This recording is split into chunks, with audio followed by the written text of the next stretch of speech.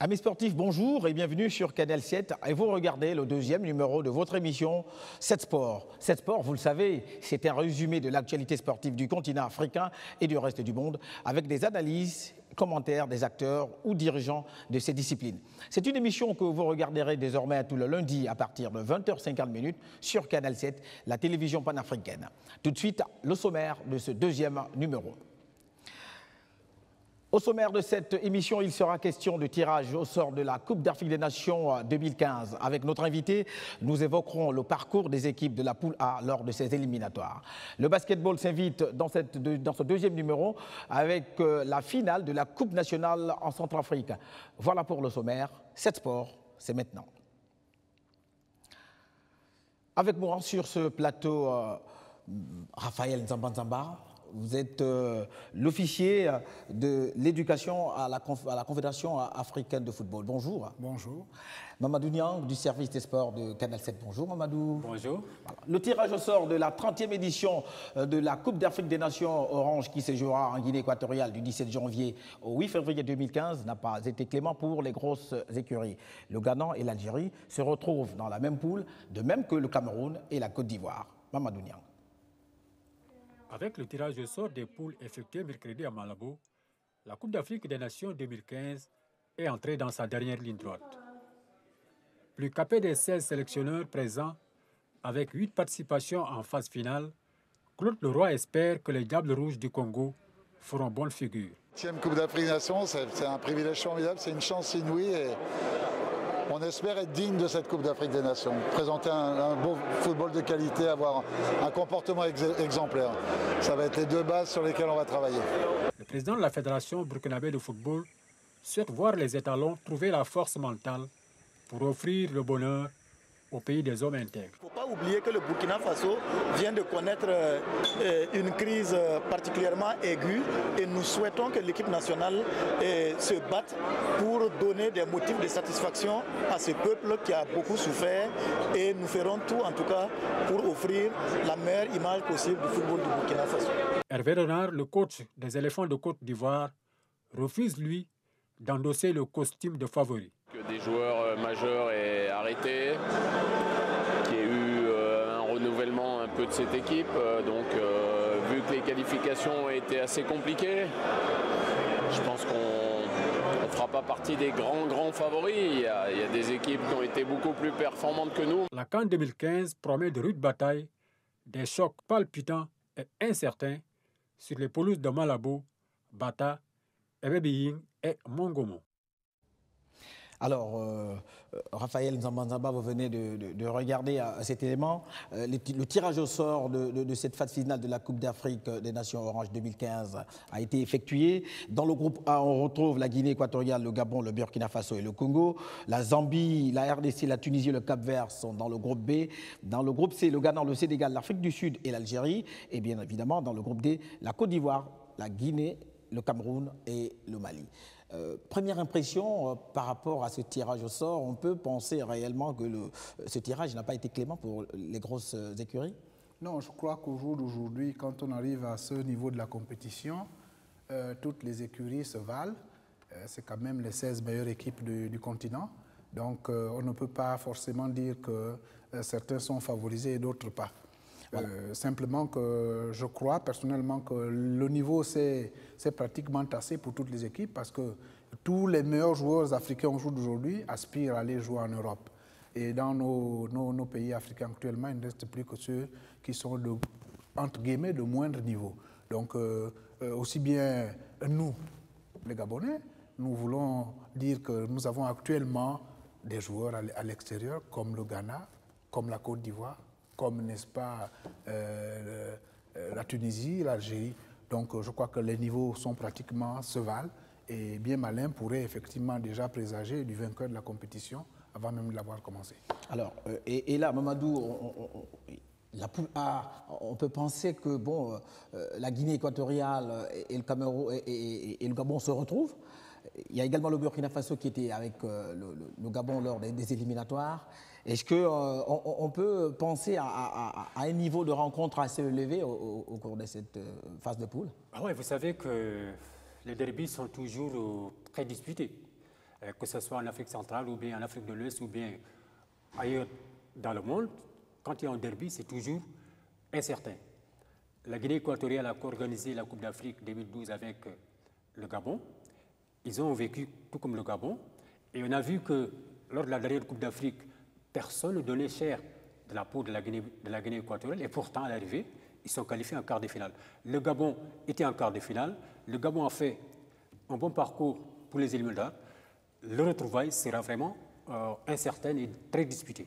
Voilà, donc nous allons focaliser aujourd'hui sur le groupe A et bien évidemment que la semaine prochaine, au fil des semaines ou encore au fil des émissions, nous allons nous intéresser à d'autres groupes. Donc, dans le groupe A, la Guinée équatoriale, le Gabon, le Burkina Faso et le Congo. Comment voyez-vous déjà la confrontation entre le Congo et la Guinée équatoriale? Parce que le Congo, ça fait plus d'une décennie que cette équipe n'a pas goûté aux joies d'une phase finale de Coupe d'Afrique. Comment vous voyez le comportement du Congo dans cette poule? Je regarde simplement que c'est une poule qui peut créer d'énormes surprises. Parce que les 4 équipes que sont le Congo, le Burkina Faso, la Guinée et le Gabon sont quand même des équipes qui se connaissent assez bien. Pour avoir joué pendant ces derniers temps beaucoup de matchs. Donc vraiment, et ils ont, n'est-ce pas, la facilité, la possibilité, c'est des équipes non seulement de l'Afrique noire, mais des équipes qui effectivement ont en leur sein des gens qui jouent vraiment qui jouent au football. C'est-à-dire qu'ils sont vraiment des équipes qui manient le ballon pratiquement. Il y a une petite inconnue, à mon avis, c'est peut-être l'équipe de la Guinée, parce qu'on ne sait pas trop quelle formation ils vont pouvoir nous présenter, puisque c'est eux qui abritent la compétition. Auront-ils les faveurs de certaines de l'organisation? Est-ce qu'ils auront la possibilité de pouvoir trouver une équipe? Et on précise aussi que cette formation de la Guinée n'a pas vraiment participé aux éliminatoires. Oui. Elle a hérité de cette Coupe d'Afrique. Tout à fait. La question surtout est de savoir est-ce que par rapport à ce fait, c'est une équipe qui pourrait vraiment être à son meilleur niveau? C'est pourquoi je parle d'inconnu. Elle ne sera peut-être pas à son meilleur niveau, mais je suis sûr que si elle recommence le procédé qu'elle a utilisé pendant la CAN 2012, elle pourrait effectivement s'attacher des services de certains joueurs qu'on ne connaît pas et qui sont forcément de très bon niveau et peut-être même qui sont restés au pays, on ne sait pas trop. Parce que je crois que c'est des gens qui ne lésinent pas sur les moyens pour pouvoir mettre en place, pour atteindre les objectifs qu'ils se fixent. Je crois que c'est vraiment l'inconnu, c'est vraiment l'équipe de la Guinée. Bon, je suis quand même sûr que jouant à domicile, motivés comme ils vont sûrement l'être, ils vont présenter beaucoup d'énormes problèmes aux autres équipes. Mais le Gabon, le Congo, le Burkina, je crois que les niveaux sont pratiquement les mêmes. Et bien maintenant, c'est celui qui sera mieux organisé, qui sera plus motivé, qui pourra peut-être arriver à être le meilleur de la poule. On va s'intéresser cette fois-ci à l'équipe du Gabon, Mamadou. C'est une formation gabonaise qu'on a vue brillante au cours des éliminatoires. Elle n'a quasiment pas perdu de rencontre. C'est une première, on va le préciser. Et elle a terminé première de son groupe devant cette équipe du Burkina Faso, vice-champion d'Afrique.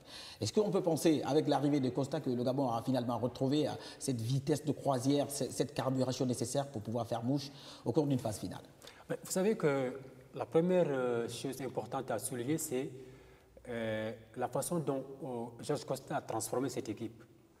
En un temps très court, il a réussi à mettre en place un groupe, un bloc équipe, et ensuite à s'appuyer sur les qualités du joueur gabonais. C'est la vitesse, c'est la technique, c'est la vivacité. Ensuite, c'est le collectif, c'est une équipe, c'est des joueurs qui vont de l'avant. Tout de suite, il a compris, il faut que je m'appuie sur les qualités intrinsèques du joueur gabonais pour former un bloc. Ensuite, il a eu la chance aussi de compter sur certains anciens qui ont déjà un vécu, comme Ovolo, comme Ikwele Manga, comme Pierre-Emerick, comme Lévi Madinda, en plus maintenant des autres qui arrivent, pour former une équipe qui a pu pratiquement faire un jeu, développer un jeu qui a convaincu tout le monde en un laps de temps. Donc je pense que le Gabon va s'appuyer sur son vécu de la Coupe d'Afrique, son vécu durant les éliminatoires. Je rappelle que le meilleur niveau de cette équipe en phase finale est un quart de finale. Donc c'est une équipe qui n'a jamais franchi l'étape des quarts de finale. Oui, mais cette fois-ci, pratiquement, quand j'ai discuté avec Didier Ovolo après le match contre le Lesotho, il disait que nous, notre objectif, c'est de faire mieux, d'arriver au moins en demi-finale. Alors, on a fait les quarts coach, finales. on a vu quand même, hein, on a noté quelques trous dans cette défense gabonaise. Elle est la seule équipe quand même à avoir pris plus de 3 buts face à l'équipe de Lesotho qui n'avait pas une force de feu sur le plan offensif. Est-ce qu'on peut penser, ce but pris au Burkina Faso, on peut penser que le travail reste à faire sur le plan défensif en ce qui concerne l'équipe du Gabon? Non, je crois qu'il faut voir, il faut penser à l'état d'esprit que les garçons manifestaient au moment où ils vont jouer contre le Lesotho. Apparemment, ils savaient que le Lesotho, on allait forcément les vaincre. Et je suis sûr qu'ils sont allés négligeant un peu cet adversaire. Et effectivement, quand on regarde bien, notre axe central avait un peu péché à cause du fait qu'il y avait quand même des joueurs d'un certain niveau qui n'étaient pas ce jour-là. Je pense à Ekwele Manga, je pense aux jeunes Moussa King, qui n'étaient pas là, qui ont été remplacés par des joueurs qui ont effectivement sorti leur épingle du jeu, mais qui ne sont quand même tout de même pas du niveau des deux autres qu'on a cités. Et puis, il faut voir l'état d'esprit. Dans quel état d'esprit ils vont aborder cette compétition? C'est l'état d'esprit qui va effectivement, est-ce qu'on pourra capitaliser? Je voudrais revenir sur la question que vous avez posée à Mamadou, pour dire que c'est vrai qu'Costa est en train de marquer son empreinte. Mais il faut dire qu'il y a quelque chose sur laquelle on ne parle pas suffisamment, c'est la transition. La transition qui s'est faite sans heurts, sans difficulté. Il y a certains anciens joueurs qui sont partis et qui ont été remplacés sagement, sans secousse, par des jeunes aux dents longues qui sont actuellement en train de faire les beaux pas de cette équipe. Et vous qui avez été coach auparavant, comment on se sent quand on fait un parcours aussi brillant pour une première fois? Parce que Costa, c'est pour la première fois qu'il arrive en Afrique, c'est sa première équipe, première participation, on va le dire aujourd'hui. Il a fait des éliminatoires, on va dire, sans faute. Oui. Comment on se sent quand on réussit à un tel exploit? Je ne peux pas vous dire mieux que vraiment, on ne peut pas mieux se sentir si ce n'est que vraiment d'être heureux. Heureux d'avoir pour une première fois pris une équipe africaine et puis une équipe qui était dans le creux de la vague, nous allons dire, et puis l'amener, n'est-ce pas, à pouvoir être qualifié, mais être mieux encore, sa cerise sur le gâteau, être championne de sa poule, première de sa poule. Ça, ce n'est pas donné à tout le monde. Tout entraîneur aimerait vivre cette situation, vivre ces moments. Je crois vraiment qu'il est à l'aise, il est heureux dans sa peau. D'accord. On va se déplacer cette fois-ci à l'équipe du Burkina Faso, Mamadou. Une équipe du Burkina amenée par Jonathan Pitroapa, Alain Traoré et autres, qui s'est qualifiée, on va dire, in extremis, mais qui a quand même connu des défaites, surtout face au Gabon, et ce match nul concédé à Ouagadougou au match retour face à cette équipe du Panther du Gabon. Est-ce que le vice-champion d'Afrique aujourd'hui, avec cette qualification, peut vraiment prétendre jouer les premiers rôles dans cette compétition? Là, je pense que le match nul, la défaite et le match nul contre le Gabon ne vont rien changer sur les perspectives, sur le niveau, sur la qualité de cette équipe. Mais on a déploré tout de même aussi dans cette équipe des lacunes sur le plan défensif. Ah, sur le plan défensif, parce qu'également, comme également les Panthères, ils n'avaient pas toute leur défense avec eux. Ils n'avaient pas toute leur défense avec eux. Ils n'avaient pas aussi Alain Traoré au milieu du terrain, qui est le métronome de l'équipe. Mais est-ce que finalement le coach burkinabé peut se fier à Alain Traoré, qui est toujours à l'infirmerie à chaque fois, à chaque rencontre, il est toujours blessé? Est-ce que finalement l'équipe du Burkina peut vraiment s'appuyer sur lui? Je pense qu'il peut se passer d'Alain, parce que si on se rappelle bien, en 2013, quand le Burkina arrive en finale, Alain est absent des quarts de finale. Il n'a pas joué les quarts de finale, il n'a pas joué les demi, il n'a pas joué la finale, et ça n'a pas empêché le Burkina de se qualifier en finale. Ça veut dire que c'est un plus. C'est quelqu'un qui apporte beaucoup à l'équipe, mais il n'empêche que s'il n'est pas là, il y a d'autres. Par exemple, il y a son jeune frère, Bertrand Traoré, que j'ai découvert ici en junior, qui était capitaine des juniors contre les Panthéos, ici, et qui était ensuite à Chelsea, et puis qui est maintenant en Norvège, mais qui est d'un très grand niveau, qui peut le remplacer. En plus, à côté, tu as les Jakari Diakone, tu as Bakary Kone en défense, tu as aussi Jonathan Pitropa qui a terminé meilleur buteur des éliminatoires et qui ensuite a été désigné meilleur joueur de la dernière Coupe d'Afrique. Oui, mais donc on peut conclure tout de suite que le Burkina pourrait sortir de cette poule. Ah, il pourrait sortir, il pourrait même prétendre aller jusqu'en finale, pourquoi pas? Parce qu'Alain Traoré, avant-hier dans une radio internationale, disait que notre objectif, c'est de refaire le même parcours qu'on a fait en 2013. Avant, personne ne croyait en nous, mais il a suffi qu'on fasse ce parcours que maintenant que tout le monde commence à croire au niveau et aux chances du Burkina Faso. Nous allons surfer sur notre réussite de 2013 pour pouvoir accéder à un niveau supérieur. On va dire peut-être il faut mieux reculer. Il faut reculer pour mieux sauter, n'est-ce pas? Alors on va s'intéresser cette fois-ci à l'équipe du Congo, le Congo-Brazzaville bien sûr, avec Raphaël Nzamba. Cette équipe a été absente de cette compétition pendant plus d'une décennie, donc on va dire exactement 14 ans. Elle est revenue grâce à Claude Leroy, s'il faut le dire, mais est-ce que c'est une équipe qui peut encore retrouver ses repères dans cette compétition? Oui, je crois qu'ils ont fait une longue traversée du désert. Et à côté de l'empreinte qu'est en train de mettre sur place le coach Claude Leroy, il faut aussi dire qu'il y a probablement l'organisation interne de cette fédération congolaise de football qui est, avec les moyens qu'ils mettent en place, qui permet effectivement de pouvoir faire les résultats qu'ils sont en train de faire. N'oublions pas une chose, en général, l'arrivée d'un expatrié, notamment un Européen, dans nos sélections africaines, permet, n'est-ce pas, aux fédérations, même aux ministères, aux pays, de mieux s'organiser parce qu'ils sont écoutés. C'est très important de le souligner. Ils sont très écoutés, bon, on leur met les moyens. Écoutez, l'autre, Hervé Renard en Côte d'Ivoire, je ne sais pas si vous avez appris tout ce qu'il met. Mais ça n'empêche pas quand même certaines équipes de pouvoir faire des parcours assez, on va dire, rocambolesques. Oui, c'est vrai. Mais il faut quand même reconnaître que l'organisation qu'ils mettent généralement en place permet effectivement que ces équipes-là fassent, n'est-ce pas, de bons résultats. Ils sont très peu qui connaissent des difficultés dans ce domaine-là. Parce que j'apprends en Côte d'Ivoire qu'Hervé Renard, il est très méticuleux. Il demande beaucoup à l'État ivoirien pour qu'il arrive à atteindre ses objectifs. Donc, c'est dire que... Donc, en définitive, il faut de moyens. Il faut beaucoup de moyens. Il faut beaucoup de moyens. Alors là, beaucoup de moyens parce qu'actuellement, vous avez affaire à des professionnels pour la majorité. 99% au jour d'aujourd'hui, c'est pratiquement des joueurs professionnels qui viennent jouer les cadres. Donc, ils sont déjà habitués à une certaine organisation, à une certaine manière de faire, qui fait qu'ils ne peuvent pas se départir de cette manière de faire-là parce qu'ils sont dans leur pays. Au contraire, ils estiment qu'ils sont dans des clubs en Europe. Et quand ils arrivent en équipe nationale, nécessairement, on doit les mettre dans des conditions qui leur permettent de ne pas regretter le fait qu'ils soient partis de son club pour venir en équipe nationale. On va revenir sur le Congo pour dire que cette équipe, comme je le disais tantôt, a été absente, mais vraiment pendant très longtemps. Oui, pendant très longtemps. Est-ce qu'on peut penser à cette équipe également au niveau, en ce qui concerne le second tour? Ah oui, c'est possible. C'est possible quand vous regardez un peu le parcours qu'ils ont fait dans les phases éliminatoires. Je crois qu'ils ont la possibilité d'arriver effectivement en phase dans le carré d'as, pourquoi pas. Et on pourrait certainement dire que la qualification pour le second tour, c'est déjà une victoire pour cette équipe du Congo. Ah oui, beaucoup même. Beaucoup. Moi, je voudrais un peu revenir sur le Congo, parce qu'il faut remonter à quelques années. D'abord, ils ont gagné la Coupe d'Afrique en junior au cadet. Oui. Ils ont organisé. Voilà. Et cette Coupe d'Afrique a permis de mettre en place un groupe. Ensuite, il y a les Léopards de Dolisie. Tout à fait. L'équipe congolaise qui a disputé la finale de la Coupe d'Afrique de la CAF. Oui. Et ensuite, ils ont surfait tout pour faire ça. C'est ce groupe-là qui est effectivement en train d'émerger au jour d'aujourd'hui. Voilà, donc on va donc conclure en ce qui concerne cette autopsie de ce groupe A. En définitive, pour la toute dernière fois, dans ces détails, parmi ces 4 équipes, vous choisissez 2 qui seront qualifiées, vous pouvez nous dire déjà? Tout seigneur, tout honneur. Et je pense, personnellement, il va être difficile, mais je vois le Congo et le Gabon. Pour la qualification selon vous, Mamadou?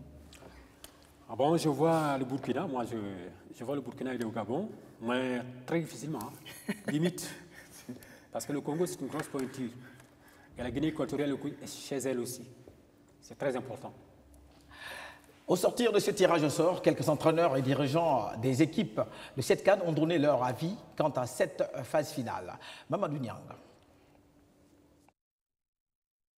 Avec le tirage au sort des poules effectué mercredi à Malabo, la Coupe d'Afrique des Nations 2015 est entrée dans sa dernière ligne droite. Plus capé des 16 sélectionneurs présents, avec 8 participations en phase finale, Claude Leroy espère que les Diables Rouges du Congo feront bonne figure. 10e Coupe d'Afrique des Nations, c'est un privilège formidable, c'est une chance inouïe et on espère être digne de cette Coupe d'Afrique des Nations. Présenter un beau football de qualité, avoir un comportement exemplaire. Ça va être les 2 bases sur lesquelles on va travailler. Le président de la Fédération burkinabé de football souhaite voir les étalons trouver la force mentale pour offrir le bonheur au pays des hommes intègres. Il ne faut pas oublier que le Burkina Faso vient de connaître une crise particulièrement aiguë et nous souhaitons que l'équipe nationale se batte pour donner des motifs de satisfaction à ce peuple qui a beaucoup souffert et nous ferons tout en tout cas pour offrir la meilleure image possible du football du Burkina Faso. Hervé Renard, le coach des éléphants de Côte d'Ivoire, refuse, lui, d'endosser le costume de favori. Que des joueurs majeurs aient arrêté, qu'il y ait eu un renouvellement un peu de cette équipe. Donc, vu que les qualifications ont été assez compliquées, je pense qu'on ne fera pas partie des grands favoris. Il y a des équipes qui ont été beaucoup plus performantes que nous. La CAN 2015 promet de rudes batailles, des chocs palpitants et incertains sur les pelouses de Malabo, Bata, Ebébéying et Mongomo. Avec le tirage au sort des poules effectué mercredi à Malabo, la Coupe d'Afrique des Nations 2015 est entrée dans sa dernière ligne droite. Plus capé des 16 sélectionneurs présents, avec 8 participations en phase finale. Alors, Raphaël Nzamba, vous venez de regarder ce reportage. Claude Leroy est intervenu. Il a parlé justement de cette équipe congolaise qui l'a qualifiée de modeste. Et également à Hervé Renard qui a signifié quelque chose de très important. Il a dit que la Côte d'Ivoire devrait au jour d'aujourd'hui s'intéresser au collectif et non se pencher beaucoup plus sur les individualités. Est-ce qu'on peut dire que c'est une Côte d'Ivoire qui va retenir la leçon et qui va l'appliquer dans cette Coupe d'Afrique? Je leur souhaite ça. C'est vrai que la Côte d'Ivoire a toujours fait montre de grandeur sur le plan des individualités et que le côté collectif a toujours fait un peu défaut. Si maintenant ils peuvent inverser la donne, nous avons vu ici en 2012 quand la Zambie gagne la CAN, c'était pratiquement un collectif. C'était un collectif et je crois que le collectif devrait primer sur, n'est-ce pas, l'individualisme et c'est à ce prix-là que normalement les bonnes et grandes sélections peuvent s'en sortir. Co-organisatrice de l'édition 2012 avec le Gabon, la Guinée, pour l'édition 2015, qu'elle abrite seule, veut réussir ce pari. Regardons ce reportage de Mamadou Niang. La Guinée équatoriale, qui abrite la phase finale de la Coupe d'Afrique des Nations de football, 17 janvier au 8 février prochain, veut faire de l'événement une grande fête de la jeunesse africaine. Selon le président du comité d'organisation, Francisco Pascual, la Guinée équatoriale s'appuiera sur ses expériences passées pour gagner le pari d'une bonne organisation. La confiance d'une bonne organisation réussie habite aussi la population. Je crois que la Guinée équatoriale fera de même qu'elle a fait en 2012. Jusqu'en 2012, elle a gagné le pari de la sécurité, du fair play et de tout ce qu'on pensait d'elle. Même son de cloche, c'est d'autres compatriotes persuadés d'une bonne organisation. On va préparer bien pour la CAN, mais nous sommes pour la CAN là, parce que Mexique n'a pas beaucoup de temps, mais on va faire un bon CAN. Parce que la Guinée équatoriale, c'est un bon pays. Il y en a la paix ici, il y en a l'unité. La Guinée équatoriale a organisé la Coupe d'Afrique des Nations féminines de football et co-organisé la CAN 2012 avec le Gabon. Il s'agira pour ses dirigeants de capitaliser toutes ces expériences pour atteindre l'objectif d'une CAN 2015 réussie. À Malabo, qui abrite le groupe D, pelouses et gradins sont prêts pour accueillir joueurs et supporters. Raphaël Nzamba, la Guinée équatoriale veut vraiment réussir ce pari. Ça va être un tout petit peu difficile quand on sait qu'elle a hérité de cette Coupe d'Afrique au dernier moment, du fait que le Maroc est refusé par crainte du virus Ebola. Est-ce que dans ces conditions, on peut dire que, et aussi avec ces deux stades qui sont vraiment restreints, pas très grands, hormis ceux de Malabo et de Bata, les stades de Mongomo et de Ebébéying pourraient faire l'affaire? Oui, je crois que si la Confédération africaine de football leur a donné l'organisation de cette CAN, c'est qu'ils estiment qu'ils ont les moyens pour, sur le plan de l'organisation d'une part, mais aussi sur le plan des infrastructures. Et maintenant, à la première question que vous posez, celle de savoir s'ils sont vraiment prêts sur le plan de l'équipe même. Je crois que ça va être un peu difficile. Parce que le temps est effectivement court pour qu'ils puissent mettre une osmose qui leur permette effectivement d'avoir la grande équipe qu'ils désiraient avoir pour pouvoir jouer cette compétition. Déjà, s'ils n'ont pas pu participer, s'ils n'ont pas pu être qualifiés, c'est-à-dire que l'équipe n'était pas forcément à son point. Et non, mais je rappelle que la Guinée a été sanctionnée, autant pour moi. C'est vrai que l'équipe a été sanctionnée, et même si elle n'était pas sanctionnée, je ne sais pas trop s'ils auraient pu s'en sortir. de toute façon, c'est bien pour eux de pouvoir participer à cette compétition en étant organisatrice. Mais je crois que ça va être difficile pour eux. Ça va être très difficile. Je crois qu'ils vont faire... Sur le plan organisationnel? Non, au niveau de l'équipe. Au niveau de l'équipe. Voilà. Maintenant, sur le plan organisationnel? Oui, sur le plan organisationnel, je pense qu'ils ont mis tout le paquet pour pouvoir faire en sorte que les équipes qui seront là-bas se sentent à l'aise et puis, n'est-ce pas, jouent tranquillement sans pourtant avoir peur de cette épidémie qui fait ravage actuellement.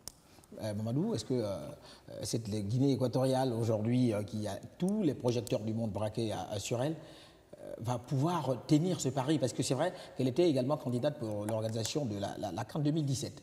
Et là, de manière inopinée et brusque, elle hérite de cette phase finale, c'est de 2015. Est-ce qu'on peut dire que la Guinée, matériellement, on va dire sur le plan des infrastructures, va supporter le poids de cette compétition, qui est quand même, il faut le préciser, une des plus grandes compétitions mondiales? Moi, je pense que non. Hein. Non. Quand on connaît un peu tout ce qui gravite autour de l'organisation d'une Coupe d'Afrique, c'est pratiquement pendant 3 ans ou bien 4 ans qu'on prépare une Coupe d'Afrique. On a eu l'exemple avec la co-organisation Gabon. On a vu tout le logiciel qui est déployé sur le plan des infrastructures, des hôtels et tout. Je ne pense pas que la Guinée équatoriale puisse être prête en 2 mois. Tout ce que je demande, c'est que les gens soient tolérants. D'abord, remercier les pays pour avoir accepté de sauver la compétition et de ne pas être très exigeant pour dire qu'il faut avoir des pelouses parfaites comme en Europe, il faut avoir des hôtels 5 étoiles partout, il faut avoir un système de transport, même la communication, les journalistes peuvent avoir des problèmes parce que quand on parle de connexion et tout ça, ça se met en place pendant des mois et des mois, pendant même peut-être 1 an. Et on a vu que même les pays qui se préparent pendant 1 an ou 2 ans, souvent les journalistes ont des problèmes de connexion. À plus forte raison qu'un pays qui prépare une compétition en 2 ou bien en moins de 2 mois. Donc, ce sera très difficile. Mais comme également ils ont pris la responsabilité d'organiser, je sais que on peut penser que les stades existent déjà, les infrastructures existent. Maintenant, pour avoir une parfaite organisation, j'en doute un peu. On peut penser que la Guinée a sauvé un tout petit peu la Confédération africaine de football.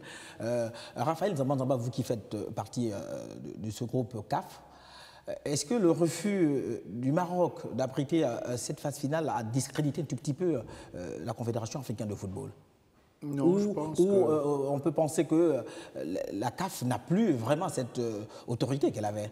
Non, je pense que la CAF a toujours son autorité, sauf que bon, il y a peut-être des raisons que nous ignorons, hein, qui ont poussé, n'est-ce pas, le Maroc à pouvoir refuser, parce que je ne suis pas convaincu que ce soit forcément à cause de l'épidémie Ebola. Je ne pense pas. Et puis, pour revenir à la question de tout à l'heure, je pense aussi que la Guinée a continué à travailler après la CAN 2012. Hein. Ils ont continué à se développer, ils ont continué à construire des stades, ils ont continué à construire des hôtels, ils ont continué effectivement à pouvoir faire un certain nombre de choses en prévision effectivement d'autres manifestations en dehors de la CAN qu'ils vont abriter probablement. Bon, c'est vrai que comme dit M. Mamadou, la perfection n'existant pas de ce monde, nous ne pouvons pas croire que ça va être parfait. Mais je crois qu'on pourra assister à une CAN, somme toute convenable, intéressante. Voilà. Il y aura quelques manquements sûrement, mais ils l'abriteront puisqu'ils l'ont décidé, puisqu'ils l'ont voulu. Et puis bon, voilà.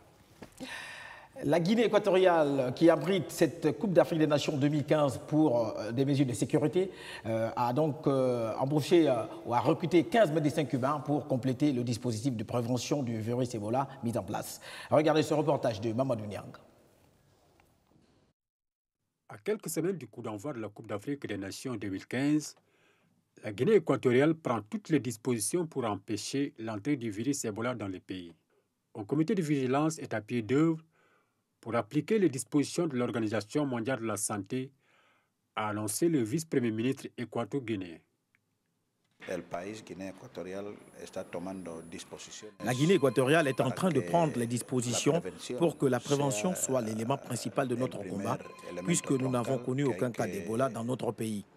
Par conséquent, nous allons appliquer les consignes de l'Organisation mondiale de la santé pour que la prévention soit l'activité forte du Comité national de vigilance en Guinée équatoriale. C'est dans cette optique que 15 médecins cubains ont été recrutés pour appuyer le travail de prévention mis en place par les autorités équato-guinéennes. presidente de la República tuvo una visita el pasado mes de septiembre en La Habana. Le président de la République a visité la Havane en septembre dernier. Et bien qu'on ne nous avait pas promis qu'on serait les hôtes de la CAN, après avoir participé à la session annuelle des Nations Unies, son Excellence est parti à Cuba et comme le thème d'Ebola faisait la une partout, il a profité de son voyage pour embaucher 15 médecins pour travailler dans le pays dans le cadre de la prévention du syndrome Ebola. Comme on le constate, toutes les mesures préventives sont en train d'être prises par les autorités équato-guinéennes pour que le virus Ebola, cause de près de 7000 morts, ne vienne assombrir le déroulement de la 30e édition de la Coupe d'Afrique des Nations de football. Alors, Raphaël Nzamba, sur le plan sécuritaire également, la Guinée équatoriale est en train de mettre les bouchées doubles pour empêcher ce virus d'y accéder, on va le dire. Est-ce qu'on peut penser que réellement la Guinée équatoriale a les moyens de pouvoir freiner cette épidémie? À elle seule, elle n'avait probablement pas les moyens. C'est pourquoi elle se fait renforcer par l'arrivée des médecins cubains. Et il ne faut pas oublier que toutes les équipes qui vont se retrouver là-bas auront forcément leurs staffs médicaux qui vont faire en sorte que les joueurs soient en sécurité. Je crois qu'on ne va pas déplorer de grosses difficultés à ce niveau parce que les gens prennent quand même leurs précautions. Mamadou, est-ce que la Guinée pourra freiner ce virus et qu'on pourrait penser que les gens ou encore les supporters qui effectueront le placement pour Malabo, Bata, Mongomo seront très à l'aise dans leur tête? Bon, je pense que comme ils l'ont dit dans le reportage, d'abord, ils n'ont pas attendu la Coupe d'Afrique pour se prévenir. La Guinée équatoriale a très vite mis en place un dispositif. On dit que le président de la République est allé à Cuba pour recruter des médecins cubains, oui. Bien avant qu'ils ne sachent qu'ils vont organiser la Coupe d'Afrique. Donc, ils avaient déjà pris leur disposition. Maintenant, les médecins et les autres médecins qui viennent, c'est en plus pour renforcer le dispositif. Et en plus, comme l'a dit Raphaël, les autres pays également ne viendront pas les mains vides comme ça. Tout le monde va faire la prévention. Et les craintes, en tout cas, que soulignait le Maroc, qui ont empêché le Maroc d'organiser, moi je pense que ça va se passer comme prévu et puis il n'y aura pas d'Ebola en Guinée équatoriale. Qui sera élu meilleur joueur africain pour l'année 2014?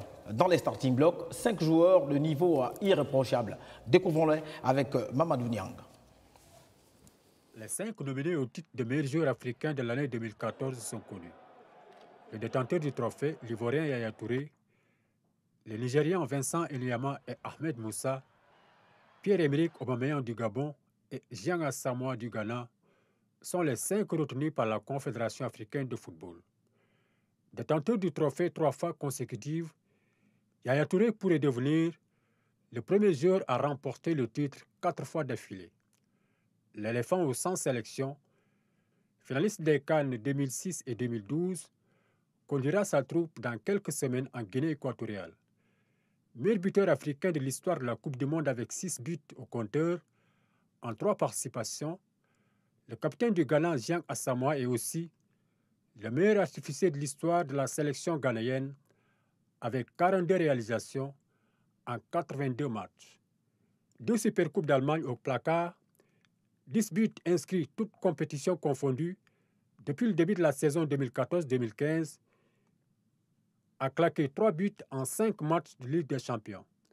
Le capitaine des Panthères du Gabon sera sans doute l'une des grandes vedettes africaines attendues à la CAN 2015. Meilleur gardien de but africain de ces 2 dernières années, Vincent Eliama figure dans le top 10 des plus grands spécialistes en activité. Sa classe et son calme olympien ont été d'un grand apport dans les prestations du Nigeria à la CAN 2013 et au Mondial 2014. Dommage que l'élimination du Nigeria le prive d'une CAN de confirmation de son immense talent. Son compatriote Ahmed Moussa, champion d'Afrique à 21 ans, peut nourrir les mêmes regrets. Autour d'un doublé contre l'Argentine en Coupe du Monde au Brésil 2014, l'attaquant du CSKA Moscou, détenteur de la Coupe de la Russie en 2013, est une valeur sûre du football africain. Yaya Touré succédera-t-il à lui-même Réponse le 8 janvier prochain à Lagos, au Nigeria. Alors, Raphaël Nzambazaba, qui sera élu joueur de l'année en Afrique. Pierre-Emerick Aubameyang, Gyan Asamoah, Yaya Touré, Vincent Enyama et Ahmed Moussa sont dans les starting blocks. Qui voyez-vous pour l'instant? Difficile de le dire. Premier commentaire. Difficile de dire parce qu'il y a beaucoup de critères qui rentrent en ligne de compte pour le choix, n'est-ce pas, du meilleur joueur. Mais je vois Aubameyang qui a fait une belle arrivée au niveau de Dortmund. Asamoah qui fait aussi de bonnes choses. Enyama qui est gardien de but. Est-ce que lui, il aura la facilité de pouvoir être, n'est-ce pas, plébiscité? Moussa et Yaya Touré, je crains que Yaya Touré ne puisse succéder à lui-même. Est-ce qu'on peut également dire que vous pensez que bon, le fait qu'Aubameyang soit dans ce dernier, on va dire carré, si c'est ce quintuplé, est-ce que cela ne peut pas être une motivation supplémentaire pour l'équipe du Gabon en phase finale de Coupe d'Afrique, quand on sait qu'à son sein, il y a quand même un joueur qui prétend au titre de meilleur joueur africain? Non, je crois que c'est d'abord une motivation supplémentaire pour lui-même. Oui. Et puis si c'est une motivation pour lui-même, ça va forcément bonifier le niveau de l'équipe. Parce qu'en fait, il va être obligé de se dépenser. Surtout qu'à côté de ça, il a encore la responsabilité de le capitaine de l'équipe. Donc en fait, il doit payer de sa propre peau pour pouvoir amener l'équipe, n'est-ce pas, à une autre dimension. Et je crois personnellement que ce jeune a encore des lendemains qui chantent. Et je vois des gens comme Yaya Touré, comme Asamoah, comme Enyama, qui sont peut-être pas au crépuscule de leur carrière, mais qui vont vers la fin de leur carrière.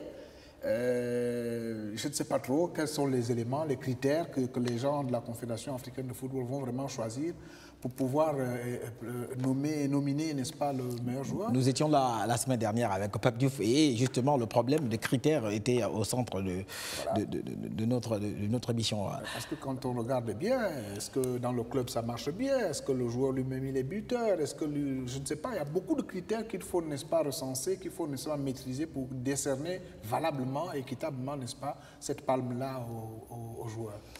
Mamadou Niang, et là, Asamoah Gyan, Yaya Touré, Vincent Enyama, c'est aussi un peu la même configuration en Europe parce qu'en ce moment, il y a Manuel Neuer qui est dans la liste de ceux-là qui prétendent avoir le Ballon d'Or. Ici en Afrique, Vincent Enyama du Nigeria est dans le lot. Est-ce que vous avez un mot à dire? Bon, moi je dirais que Yaya Touré va succéder à lui-même. Il va certainement réussir l'exploit de gagner 4 fois le trophée. Pourquoi? Parce que c'est lui qui porte son équipe, Manchester City. Il est en même temps défenseur, milieu de là, on va revenir sur les critères, Mamadou. Ah non, mais on parle de Ballon d'Or, non? D'accord, mais ce joueur, Yaya Touré, qui n'a jamais rien gagné avec la Côte d'Ivoire, comment prétend-il remporter ce titre de meilleur joueur africain? Ce titre de meilleur joueur, parce que déjà, quand on prend la liste du Ballon d'Or européen, du Ballon d'Or mondial, les 23, Yaya Touré est à la 16e position. Au niveau mondial, il n'y a pas un autre Africain. À force de là, déjà, on a une idée. Donc vous pensez que Yaya Touré va succéder à lui-même? Personnellement, je dis que Yaya va succéder à lui-même. Pourquoi? Je peux vous expliquer pourquoi? Ou bien allez-y, très rapidement, allez-y. Quelques secondes. Donc il porte son équipe, même en équipe de Côte d'Ivoire, c'est lui pratiquement qui fait le jeu. Ensuite, il a l'avantage également d'avoir évolué, d'avoir joué la Coupe du Monde. Tout comme les autres, quoi. C'est que peut-être Pierre n'a pas eu l'avantage de jouer la Coupe du Monde. Parmi les 5, il n'y a que Pierre qui n'a pas fait une Coupe du Monde. Ça aussi, ça compte dans le palmarès. Voilà.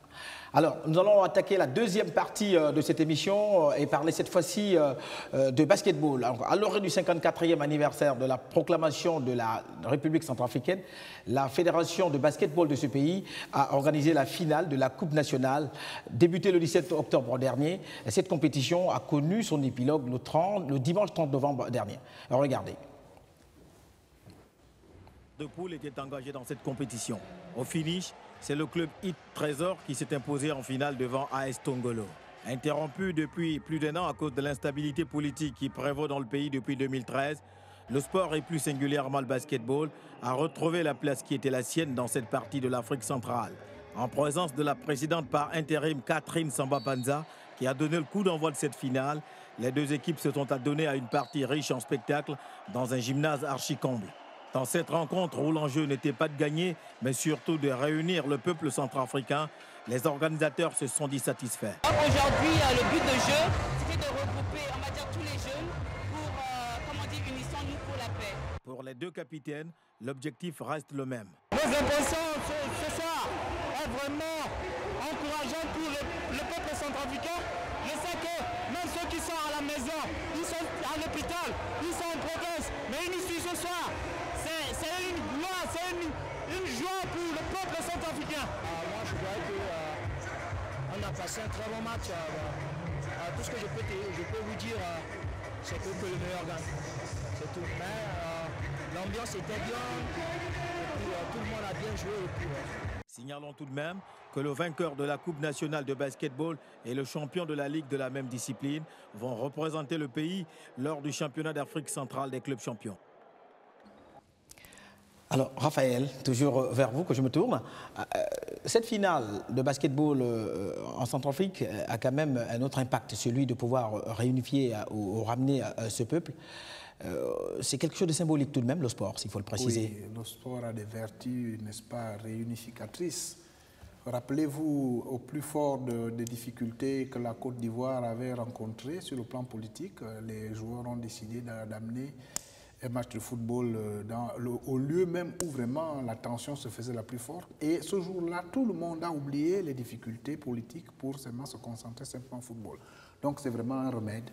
C'est vraiment un remède et je vois que la Centrafrique aussi connaît quelques difficultés, mais je crois que ça fait du bien, n'est-ce pas, que cette finale se joue là, devant la présidente de la République.